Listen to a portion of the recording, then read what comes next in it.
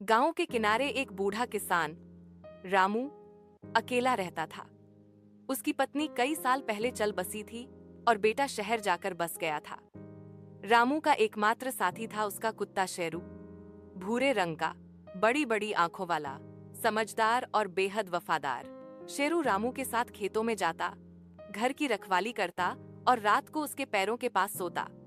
गांव वाले कहते थे, रामू भले अकेला हो लेकिन शेरू उसकी दुनिया है। एक दिन रामू खेत में काम कर रहा था कि अचानक उसे चक्कर आया और वह बेहोश होकर गिर पड़ा।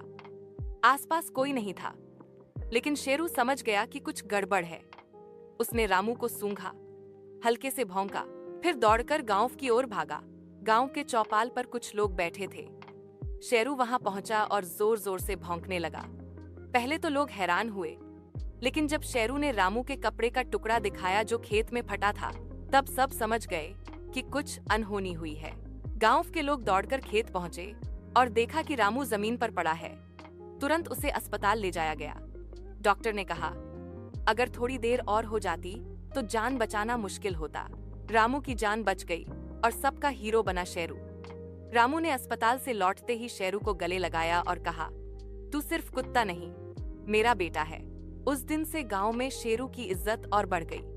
बच्चे उसे प्यार से शेरू भैया कहने लगे।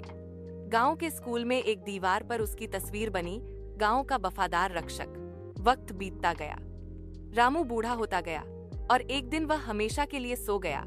शेरू ने उसके पास बैठकर 3 दिन तक खाना नहीं खाया। फिर एक सुबह वह भी चुपचाप वहीं लेटा मिला, जैसे अपने मालिक के साथ आखिरी सफर पर निकल पड़ा हो। गांव वालों ने दोनों को एक साथ दफनाया, एक पेड़ के